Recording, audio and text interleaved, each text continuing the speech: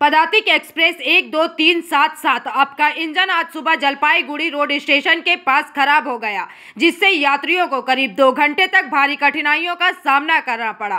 मिली जानकारी के अनुसार ट्रेन जलपाईगुड़ी के बेलाकोबा और रानीनगर स्टेशनों के बीच रुकी हुई थी और यह घटना सुबह करीब 10:05 की है, जब ट्रेन जलपाईगुड़ी रोड स्टेशन में प्रवेश करने वाली थी, लेकिन तकनीकी खराबी के कारण ट्रेन वहीं फंस गई एवं 2 घंटे तक ट्रैक पर खड़ी रहने से न केवल यात्रियों को परेशानी हुई बल्कि स्टेशन परिसर में मौजूद अन्य यात्रियों को भी दिक्कतों का सामना करना पड़ा। वहीं मौके पर रेलवे कर्मचारी, अधिकारी, आरपीएफ और जीआरपी के जवान पहुंच गए। रेलवे सूत्रों के अनुसार लगभग 2 घंटे की मशक्कत के बाद ट्रेन को रानीनगर स्टेशन तक लाया गया और वहां इंजन को बदलकर ट्रेन को न्यू अलीपुरद्वार की ओर रवाना किया गया। हालांकि रेल प्रशासन ने आश्वासन दिया है कि मामले की जांच की जा रही है और भविष्य में ऐसी घटनाएं ना हो, इसके लिए जरूरी कदम उठाए जाएंगे।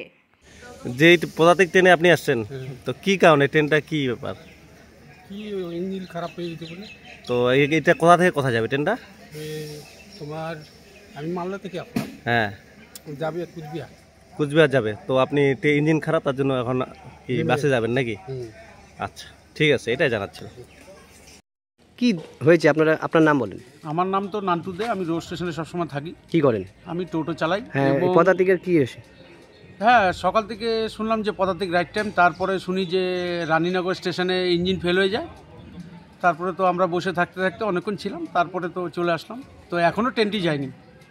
হ্যাঁ, এখনও ঢোকেনি? না, মানে রোড স্টেশনে এখন আসেনি? এখনও ট্রেনটি রোড স্টেশনে প্রায় 2 ঘন্টা হয়ে গেল। না, ঘন্টা দেড়েক। 10টা কটা টাইম এখানে? 10:03 টাইম। তো এখন কি ট্রেনটা কি শুনছেন, মানে ইঞ্জিন বিকল? হ্যাঁ, ইঞ্জিন ফেল হয়ে গেছে। এখন তো যাত্রী দুর্ভোগ হবে। হ্যাঁ, দুর্ভোগ হবে। যাদের জলপাইগুড়ি লাগোয়া তারা জলপাইগুড়ি, যাদের সামনে তারা নেমে বাসে যাবে, আর যারা দূরে তাদের তো ট্রেনে থাকতেই হবে। অনেক সমস্যা, অনেক সমস্যা। আপনাদের ভাড়ার ক্ষেত্রেও তো আপনাদের এই যে প্যাসেঞ্জার নিয়ে আপনারা চলাফেরা করেন, এখন তো ট্রেনটা না আসাতে আপনাদের তো অসুবিধা। হ্যাঁ, আমাদের লস হলো এবং ভাড়া পেলাম না, এভাবে খালি গাড়ি নিয়ে গেলাম, এই তো। Bureau report, PVTV news.